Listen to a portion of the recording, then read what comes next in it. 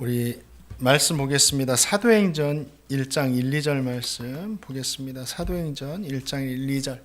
사도행전 1장 1, 2절 말씀. 우리 한 목소리로 사도행전 1장 1절과 2절 말 한 목소리로 읽겠습니다. 시작.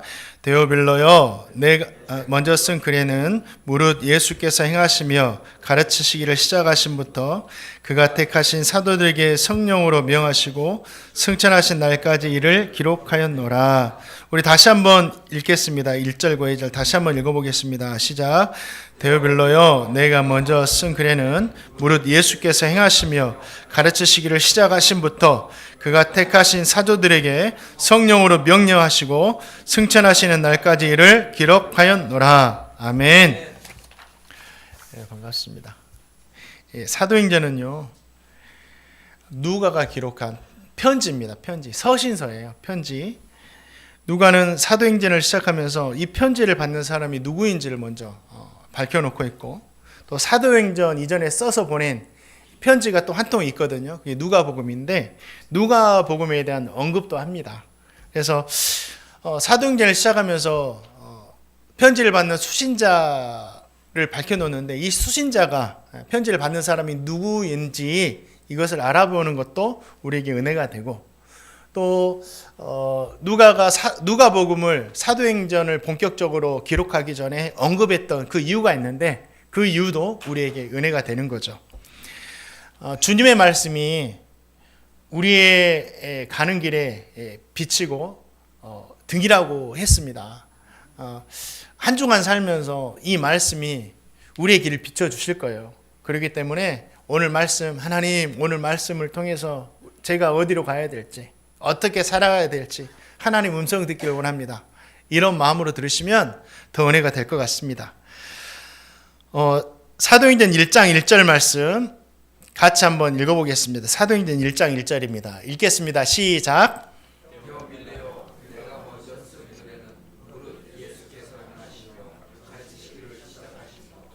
예, 누가는 사도행전을 기록하면서 데오빌로라는 사람에게 이 편지를 보낸다라고 먼저 서두에 밝혀놓고 있습니다. 데오빌로라는 사람이 도대체 누구인가?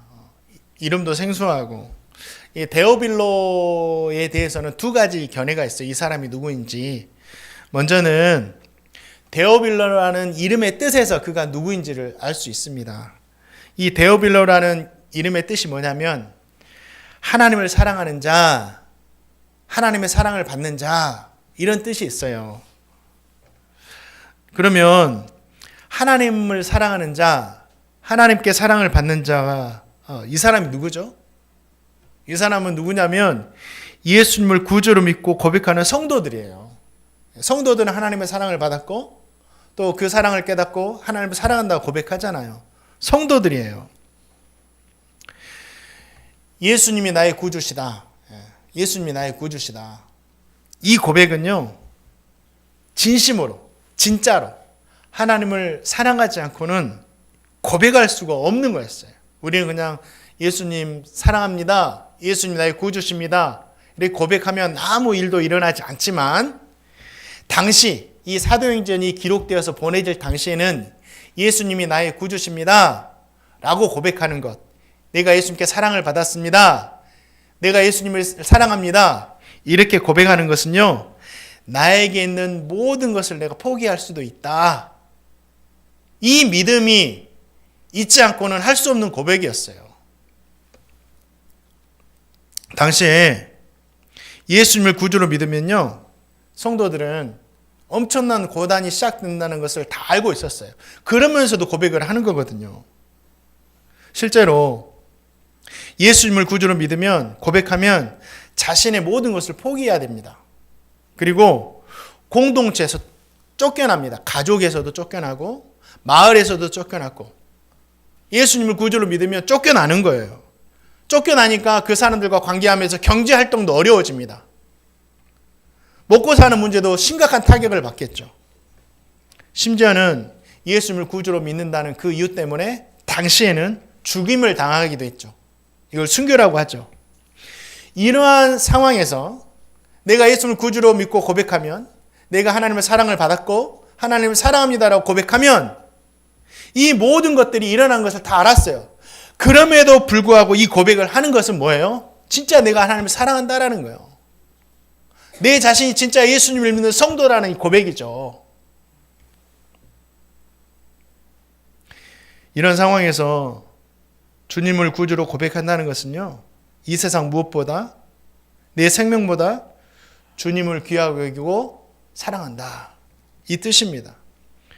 누가는 이런 사람들에게 편지를 하는 거야. 이런 성도들에게 편지를 하는 겁니다. 진심으로 하나님을 사랑하는 사람들에게. 또 데오빌로라는 사람이 누구이냐?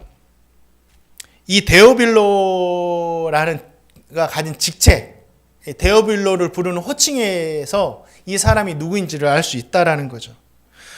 누가는 그가 기록한 누가복음에서 데오빌로를 어떻게 부르냐면 가카라고 합니다. 데오빌로 가카요, 이렇게 불러요.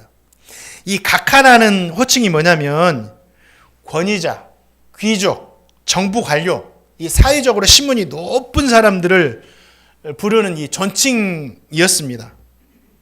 이 가카라는 호칭으로 불리는 데오빌로는 사회적으로 신분이 높은 사람이었고 중요한 관직에 있었던 사람이었다라는 거죠. 그런데 당시에 높은 자리를 차지하고 권세가 있어도 예수님을 믿을 때 오는 이 어려움에서 벗어날 수는 없었어요.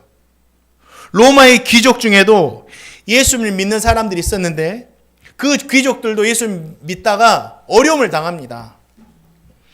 루키아라는 상류층 여지인이 있었는데 예수를 믿고 우상 숭배를, 황제 숭배를 거부하죠. 그러다가 어떻게 되는지 아세요? 순교합니다. 또 도미티안의 황제 조카들이 있습니다. 도미티안 황제의 조카니까 황실 사람들이죠. 왕족들이에요. 이 플리비아와 도미틸라라는 이 사람도 황족이었는데 예수님을 믿어요.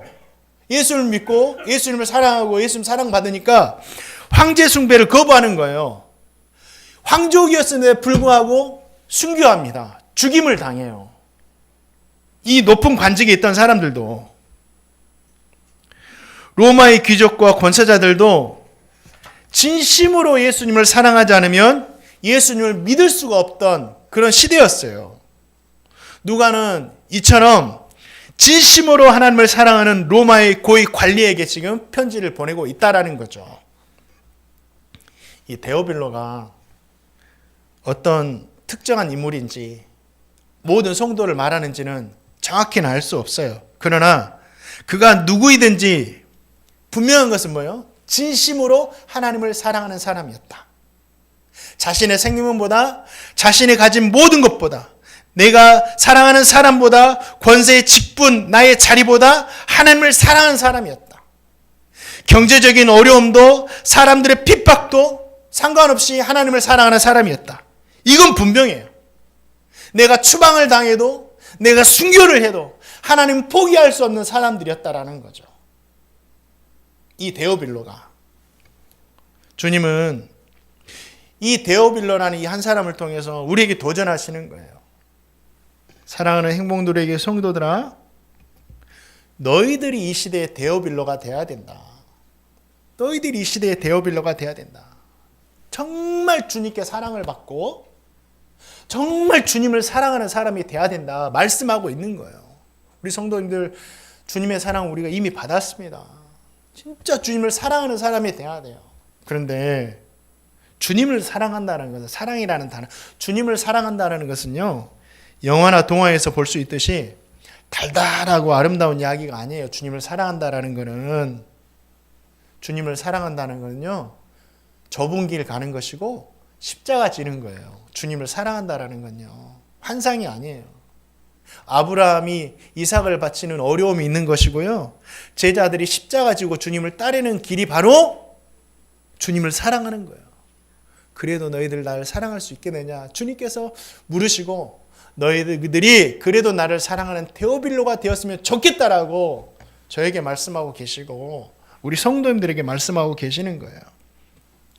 사랑하는 성도님들, 이 시대의 데오빌로가 누구인가? 바라기는 저와 성도님 되시기를 주님의 이름으로 축원드립니다. 나에게 있는 모든 것보다, 초대교회 성도들도 그렇게 했잖아요. 나에게 있는 모든 것보다 주님을 귀하게 여기세요. 주님을 귀하게 여기세요. 믿음을 지키기 위해서라면 믿음을 방해하는 모든 것들을 내려놓을 각오도 하셔야 됩니다. 우리가 지금부터 연습이 필요해요. 좀 불편하게 사는 것. 성경을 보면 믿음 생활하는 건 점점 어려워진다고 했지 점점 좋아진다고는 하지 않았어요. 그렇기 때문에 저와 성도님 신앙생활할 때 지금부터라도 좀 불편하게 사는 것들을 연습해야 됩니다.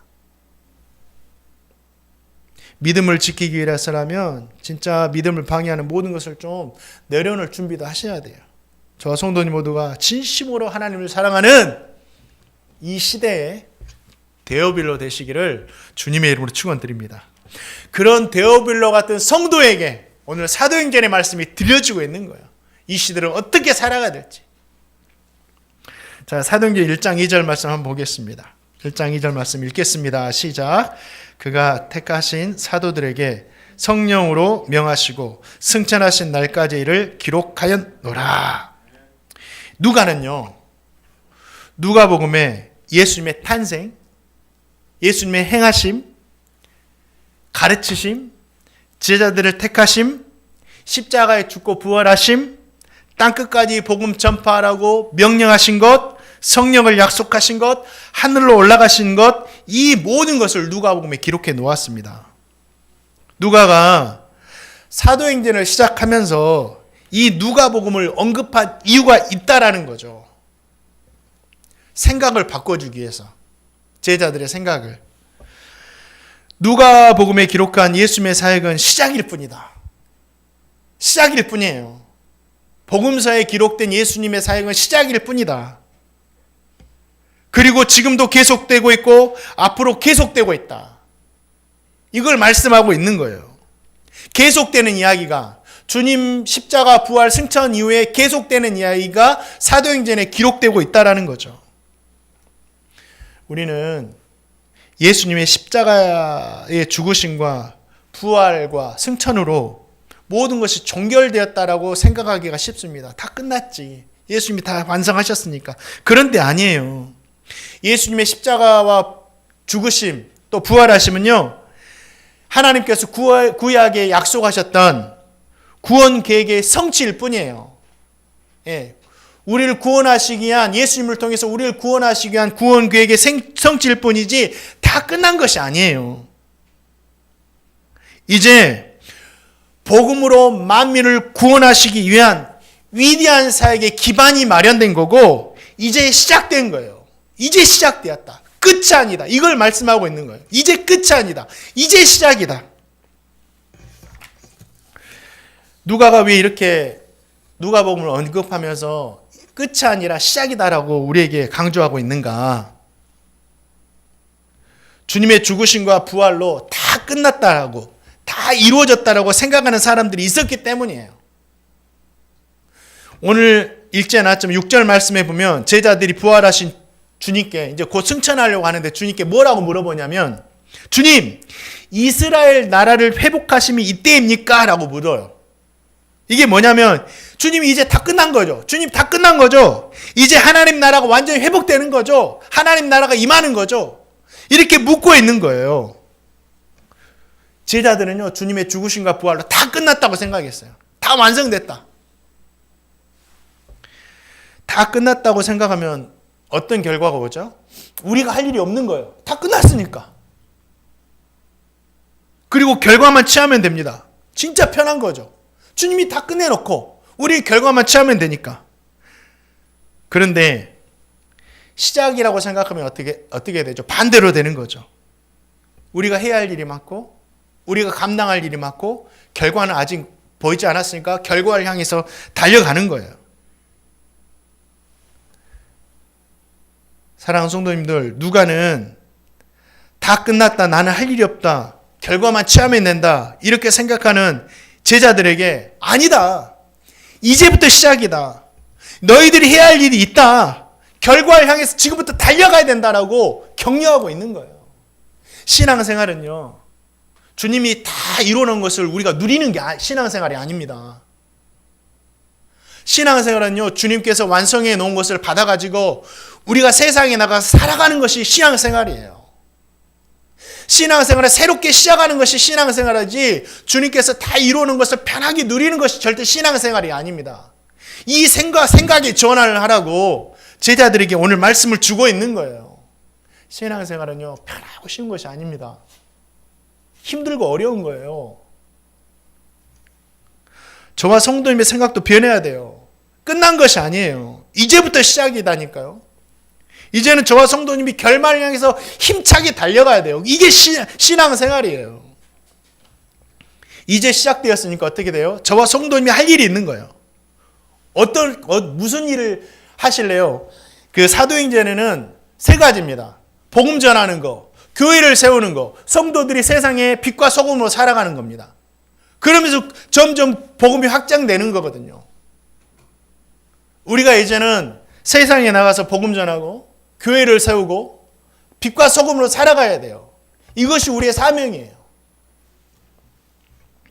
사랑하는 성도님들, 저와 성도님 모두가 이제 시작이라고 생각하시고 가장 먼저 뭘 해야 되느냐? 복음 전해야 됩니다. 복음 전해야 돼요. 자, 누가복음 24장 48절, 누가복음의 결론이에요. 누가복음 24장 48 읽겠습니다. 시작. 너희는 이 모든 일에 우리는 주님께서 행하신 모든 일의 증인이 모든 일에 주님께서 마태복음 1장부터 28장까지 우리가 공부했었잖아요. 말씀 들었잖아요. 이 모든 주님께서 행하신 이 모든 일의 증인이다. 우리를 구원하시기에 십자가에 죽으시고 부활하신 이 주님의 증인이다. 증인은요, 증거하는 사람이에요. 맞다, 사실이다, 정확히 말하는 사람이 증인이죠. 저와 성도님은 주님이 증인이 돼가지고요, 우리의 입술로, 우리의 행함으로 이것이 사실임을 증거하며 살아가야 돼요. 왜 우리 입술로 주님을 증거해야 될까요? 우리 입술로 증거하지 않으면 듣지 못하기 때문에. 그래서 우리의 입술을 벌려가지고 예수님 믿으세요 하고 증거해야 됩니다. 예, 전파하지 않으면 누가 듣겠느냐. 또 한 가지 우리 행함으로, 동시에 우리의 입술과 함께 우리 행함으로 증거해야 된다라는 거예요. 우리의 행함이 없으면 우리가 아무리 좋은 말 해도요, 그 말 거부합니다. 우리의 행함이 신실할 때, 우리의 행함이 빛과 소금이 될 때 우리가 말하는 것도 신뢰가 있어서 그들이 듣는 거죠. 삶과 행함은 엉망이면서 우리가 복음 전하면 누가 듣겠냐고요.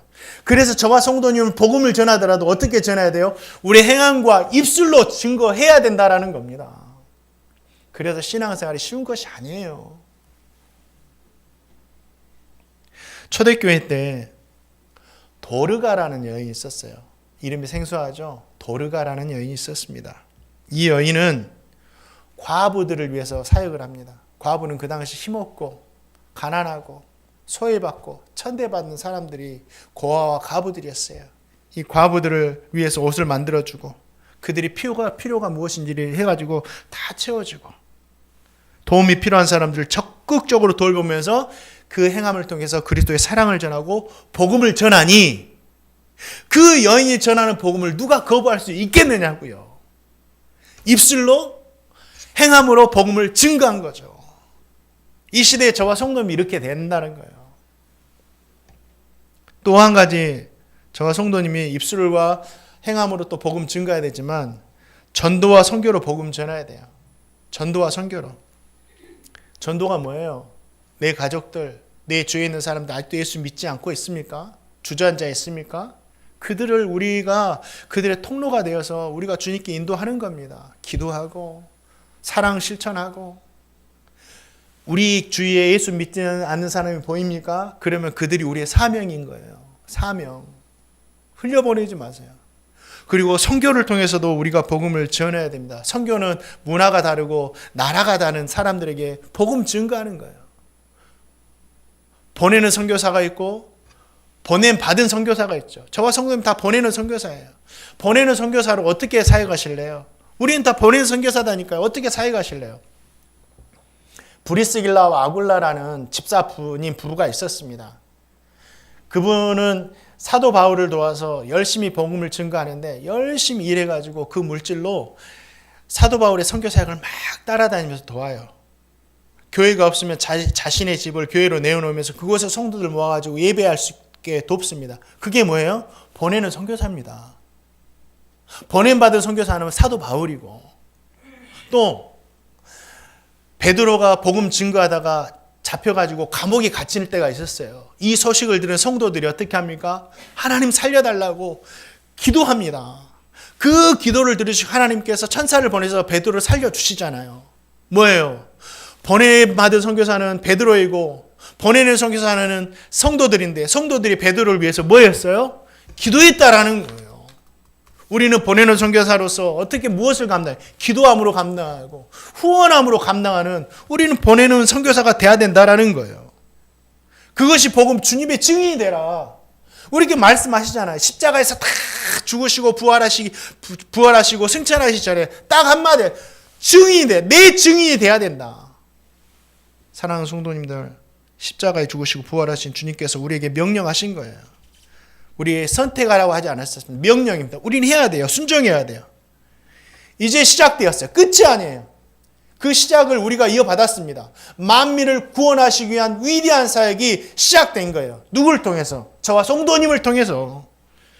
그래서 진짜 주님을 증거하는 이 증인으로 저와 성도님 이 시대를 살아가시기를 주님의 이름으로 축원드립니다.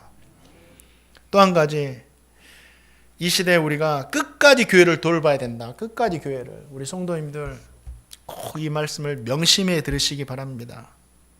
교회는 예수님을 믿는 성도들이 모임이 교회예요. 지금 예수님 성도들이 모였잖아요. 이래서 교회예요. 그래서 우리 교회의 모임은 뭐예요? 지역장마다 있는데 행복누리 교회로 명칭하고 교회로 모인 거예요. 그렇죠? 초대교회도 예루살렘 교회가 있었어요. 예루살렘 교회가 세워져서 그곳에 성도들이 모여서 교회가 세워졌고, 서머나 빌립보, 에베소 각각 교회가 세워져서 성도들이 모였습니다. 이게 성도들이 모임이 교회인 거예요. 우리 교회, 내 교회예요. 예루살렘 교회는 예루살렘 근처에 있는 사람들이 모여서 하는 교회가 예루살렘 교회고 내 교회인 거예요. 우리가 끝까지 교회를 돌보는 것 중에 한 가지는 뭐냐면, 내가 섬기는 교회, 하나님께서 나를 부르신 이 교회를 내 교회에 삼는 거예요. 우리 교회 이름 뭐예요? 행복누리 교회. 행복누리 교회를 내 교회에 삼는 겁니다. 내 교회에 삼는 거예요. 내 것. 하나님, 우리 주님이 주인 되시지만 이 교회를 내 교회로 불러주셨어요. 내 거니까 아끼잖아요. 내 거니까. 제가 우리 교회 차 이렇게 해가지고 몰면서 내 거라고 생각해요. 우리 교회 거라고. 그러니까 어떻게 해요? 더러워지면 늘 세차하고 닦고 깨끗하게 유지하고 성도들 또 모셔야 되니까 내 거니까 깨끗하게 하잖아요. 이게 내 거예요. 우리 교회도 마찬가지예요. 그러면 행복누리 교회를 내 교회에 삼는다는 게 뭐냐? 세 가지 정도 말씀드릴게요. 먼저는요, 내 교회니까 교회를 떠나지 않는 거예요. 우리 행복누리 교회를 떠나지 않는 겁니다. 내 교회 내 거니까.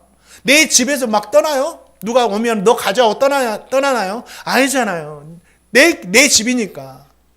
우리 성도님들 내 교회에 삼으세요. 내 교회에 삼는다면 교회를 떠나지 않는 거예요. 또 한 가지, 내 교회에 삼는다는 건 뭐냐면 단순히 교회만 출석하는 것이 아니라 부족함이 보일 때, 교회에 부족함이 보일 때 그 부족함을 해결하기 위해서 헌신하는 거예요. 내가. 내 거니까. 엊그제도 우리 집 화장실이 좀 고장 나가지고 제가 고쳤어요. 내가 사는 집이니까.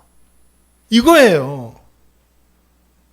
우리 성도님들, 우리 교회에 부족한 거 참 많습니다. 부족하죠. 부족한 게 없겠어요. 저도 아침마다 부족한 거 막 나열해가지고 하나님 채워달라고 기도하는데 왜 부족함이 없겠어요? 저도 다 보여요. 성도님들 보이는 거 저도 다 보입니다. 그러나 내 눈에 교회에 부족함이 보이면 뭐예요? 그것이 나의 사명이다 생각하세요. 기도의 사명으로 삼으시고. 네. 내 교회 삼으세요. 내 교회. 또 한 가지는 우리 행복누리 교회를요, 주님 대하듯 하라. 주님 대하듯 하라. 왜 교회 자체가 뭐 주님이냐? 우리 예수님께서 뭐라고 했어요? 교회는 내 몸이다. 우리 행복누리 교회라는 이 모임이, 교회의 모임이요, 주님의 몸이래요. 주님의 몸이에요. 주님이에요. 행복누리 교회는 주님이에요. 그럼 이 행복누리 교회를 어떻게 돼야 돼요? 주님 돼야 된다는 거예요. 주님 돼야 돼요. 지극정성으로. 주님 돼야 돼. 어떻게 했습니까? 마리아가 향유옥합 주님께 부어드리고 머리털로 발을 씻기잖아요. 그렇게 사랑하잖아요. 우리가 우리 교회를 그렇게 사랑해야 된다. 이게 교회를 돌보는 것이다. 사랑하는 성도님들, 행복누리 교회는 다른 사람 교회가 아니다. 내 교회다. 우리 옆에도 많아요. 교회들 많아요. 그러나 내 교회는 행복누리 교회다. 행복누리 교회를 끝까지 돌보며 살아가시기를 주님의 이름으로 축원드립니다. 그리고 하나님께서 점점 더 하나님께서 은혜 주셔서 더 풍성하게 해주실 거라 저는 믿습니다. 마지막으로 우리가 이제 시작되는데 뭐가 시작되느냐? 우리가 세상의 빛과 소금으로 살아야 돼요. 이게 가장 중요합니다. 우리 성도님 잘 들으시기 바랍니다. 제가 요즘에 기도하면서 또 이 나라 민족을 위해서도 함께 기도하거든요. 이 나라 민족 보니까 참 어두워요. 너무 어둡죠. 우리 성도님들 들리는 소리마다 너무 답답하고 참 숨이 막혀요. 요즘엔 저도 뉴스를 잘 보지 않습니다. 보면은 너무 마음이 아픈 이야기들이 많으니까. 전쟁으로, 질병으로, 자연재해로 세계가, 우리나라만이 아니라 세계가 죽음의 소식이 들려오지 않는 날이 없어요. 다 죽었다. 지금도 전쟁 중에 죽어가고 있고, 이 대한민국이 이 계엄령 이후에 나라가 완전히 멈춰버린 것 같잖아요. 멈춘 게 아니라 뒤로 후퇴해버린 것 같아요. 책임진다라는 말을 하는데, 말은 해요. 내가 책임지겠다라고. 책임지는 사람이 없어요. 다 핑계대고 거짓말하기 바쁘고. 얼마나 답답합니까? 그리고 진짜 마음 아픈 거는 이태원 이 상처가 아물기도 전에 진짜 나라에 큰 사고가 일어났잖아요. 저는 그거 딱 사고 일어났다고 할 때 그 다음부터 안 봤어요. 기도만 했지. 제가 감당할 수가. 이런 기사들을 뻔하니까 어떤 기사가 나올지를 예상이 되니까. 어떤 목사님이 기도처럼 사람이 위로할 수가 없으니까 진짜 하나님께서 위로해 주시라고 기도할 뿐입니다. 이 시대가 진짜 너무 어두워요. 이 나라가 얼마나 썩어가고 있습니까? 동성애자들이 TV에 나와서 당당히 활동을 해요. 제가 그들을 미워하는 것이 아니에요. 그분들 다 좋죠. 1대1로 만나면 제가 미워할 게 뭐가 있겠어요. 그러나 하나님께서 아니라고 하신 것을 저는 아니라고 말하는 것 뿐이에요. 하나님이 아니라고 하시는데 제가 맞다라고 할 수 없고 이해할 수 없잖아요. 하나님이 아니라고 하시는데. 근데 버젓이 TV에 나와서 예전에는 그럴 수가 없었잖아요. 부끄러운 줄 알았고 창피한 줄 알았고 이거 죄인 줄 알았잖아요. 사람이 기본적으로 양심으로. 근데 그러지 않아요. 요즘에 TV 보셨습니까? 자연스럽게 나오는 것들, 우상 숭배, 점치는 거, 사수라는 거 자연스럽게 TV 예능에서 방영이 돼요. 우상의 문화 이런 것들이 놀이처럼 여겨지고 있어요. 젊은 세대가 점치고 막 이런 것들요 하나의 놀이로 여깁니다. 아니요, 하나님은 분명히 그것이 하나님 앞에 가증하고 우상 섬긴다라 그랬어요. 이 시대가 그래요. 이단 사이비 교주이지만 목사라는 이름으로 활동하기 때문에 세상 사람들은 목사로 알아요. 목사들이 다 그런 줄 알아요. 그것만 이슈되니까. 그런 사이비 목사들이 온갖 폐악질을 저지르고 있습니다. 참마 입에 담기 힘들 정도의 폐악질을 저지르면서 이 나라의 구린내가 진동하죠. 아무리 비싼 시계를 차고 아무리 고급진 옷을 입고 아무리 번쩍이 앞에 서서 한다 한들 그 모습 자체에서 썩어가는 냄새가 나는 거예요. 신천지 하나님의 교회 등 이단이 막 부흥을 하고 사람들은 그곳에 몰려들고 진짜 어둡고 썩어가는 이 세상 주님은요, 저와 성도님에게 세상에 빛과 소금이 되라고 하셨어요. 근데 지금 이 썩어가고 어두운 세상이 지금만 있었느냐? 아니요. 예수님 당시 로마 사회에도 이런 모습들이 엄청 많았다라는 거죠. 그런데 그 사회에서도 성도들은 빛과 소금으로 살았다라는 거예요. 저와 성도의 마찬가지예요. 이 시대에 너희가 빛이고 소금이다. 그래서 필요하다. 세상의 빛이다. 세상의 교회에서도, 가정에서도, 세상에서도, 일터에서도, 어느 곳에서도 너희들은 세상의 빛과 소금으로 살아야 된다라고 우리에게 이제 시작되었다. 너희들 이제 시작된 거야. 빛과 소금으로 어떻게 사실래요? 빛과 소금으로 삽시오. 아멘하고 갔는데 어떻게 사실래요? 빛과 소금으로. 세상을 밝히는 빛 대신 하나님의 말씀. 세상이 썩어간 것을 막는 하나님의 말씀. 이 말씀에 순종하여 사는 것이 빛과 소금으로 사는 것이다. 세상을 보면 진짜 답답하지만 그래도 빛 대신 하나님의 말씀을 보면 어둠이 물러나는 거예요. 소망이 생기는 거예요. 세상을 보면 썩어가는 냄새가 진동하지만 하나님의 말씀을 보면 향기가 나는 거예요. 세상이 어두워질수록, 세상이 썩어갈수록 저와 성도님은 하나님의 말씀에 눈과 귀를 열어가지고 더 적극적으로 빛과 소금으로 살면 됩니다.